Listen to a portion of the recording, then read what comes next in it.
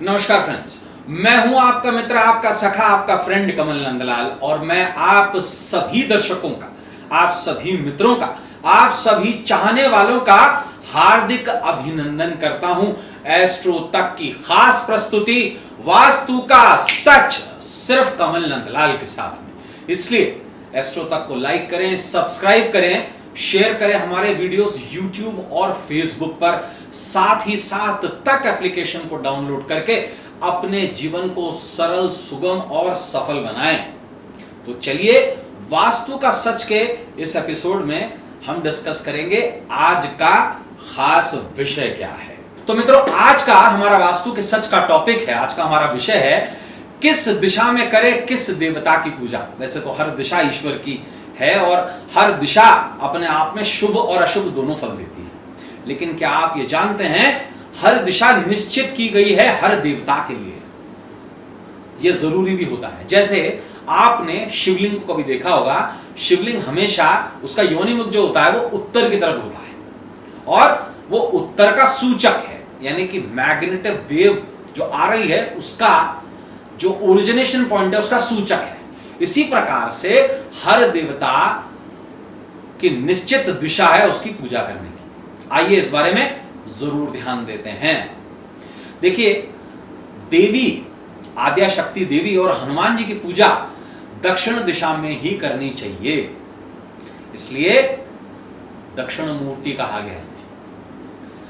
धन की दिशा उत्तर में है, इसलिए गणपति की और कुबेर की और लक्ष्मी जी की इनकी पूजा हमेशा उत्तर में करनी चाहिए।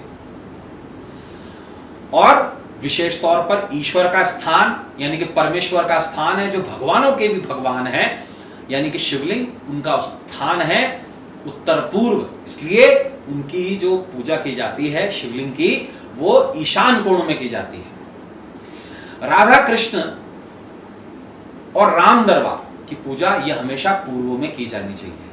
भगवान विष्णु की आराधना और सूर्य उपासना हमेशा पूर्व में की जाती है, लेकिन कुछ ऐसे देवता हैं विशिष्ट रूप से जिनको विशेष विशेष तरीके से पूजा जाता है। जैसे अगर कोई शत्रु बाधा से पीड़ित होता है तो वो बगलामुखी देवी की उपासना करता है या भैरव की उपासना करता है। ऐसे में ये उपासना हमेशा दक्षिण मुखी होकर के करना चाहिए, यानी कि भगवान की पीठ दक्षिण में हो और आप दक्षिण को फेस कर रहे हैं। इसी प्रकार से अगर आप रात्रि की देवी तांत्रिक सूत्र से अगर लक्ष्मी पूजन कर रहे हैं तो ऐसी लक्ष्मी की पूजा जो है वो पश्चिम दिशा में लक्ष्मी की पीठ हो और आपका मुख पश्चिम की तरफ हो। ऐसे ही अगर आप किसी भी ऐसी साधना को कर रहे हैं जो मोहन या वशीकरण से संबंधित है या प्रेम में किसी का सानिध्य प्राप्त करना चाहते हैं तो ऐसी दिशा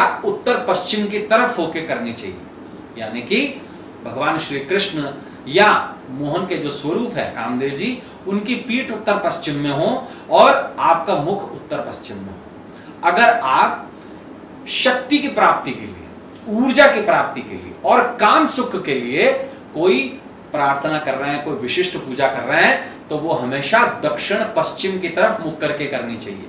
यानी कि चाहे रति कामदेव हो, चाहे राधा कृष्ण हो, चाहे शिव पार्वती हो, इनका पूजन हमेशा जब आप काम सुख के लिए किसी तरीके की पूजा कर रहे हो तो भगवान की पीठ जो है वो दक्षिण पूर्व की तरफ होनी चाहिए और आपका मुख दक्षिण पूर्व की तरफ होना चाहिए। मूलतः यमराज या किसी ऐसे देवता जो अनिष्ट करता हो उनकी पूजा हमेशा दक्षिण पश्चिम दिशा की तरफ मुख करके करनी चाहिए। दूसरी बात विशेष तौर से ध्यान दें कि उग्र देवता जितने भी हैं, उग्र जैसे हनुमान जी का सौम्य स्वरूप भी है और हनुमान जी का उग्र स्वरूप भी है। उग्र देवता जितने भी हैं, चाहे वो यम हो, चाहे वो हनुमान जी हो, चाहे वो लाल भैरव हो, चाहे वो काल भैरव हो, इनकी पूजा हमेशा दक्षिण मुखी होकर के की जाती है।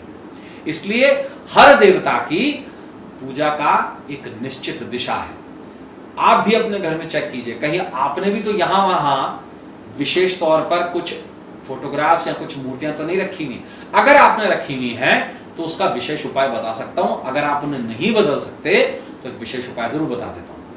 आप अपने घर के ब्रह्म केंद्र में यानी कि सेंटर में एक कांच का बाउल ले लीजिए और इस कांच के बाउल में विशेष तौर से एक बहुत छोटा सा पारद शिवलिंग स्थापित कर दीजिए। क्या कर दीजिए? पारद शिवलिंग। उससे क्या होगा, समस्त दिशाओं के जो देवता हैं, चाहे वो गलत दिशा में भी रखे हुए हों, वो समाहित हो जाएंगे ब्रह्म केंद्र में। क्योंकि वास्तु शास्त्र और संपूर्ण ब्रह्मांड के हर शास्त्र यही कहते हैं कि भगवान शिव जो है, जिनको हम परमेश्वर मानते हैं, वो संसार के केंद्र का केंद्र बिंदु है। तो मित्रों, आज के लिए बस इतना ही। कल आपसे फिर मुलाकात होगी वास्तु का सच में, जहां हम एक नए वास्तु के टॉपिक के साथ आपसे रूबरू होंगे। और कल भी हम आपको बताएंगे वास्तु के कुछ ऐसे खास और विशेष उपायों के बारे में भी, और करेंगे डिस्कस आपसे वास्तु के विशेष ज्ञान के बारे में। तो अब अपने मित्र, अपने सखा, अपने फ्रेंड कमल नंदलाल को इस उम्मीद के साथ इजाजत दीजिए कि आपके आने वाला जो कल है, आपका आने वाला जो कल है, वो आज से कुछ ज्यादा बेहतर और सुखद जरूर हो। तब तक के लिए नमस्कार और नमः शिवाय।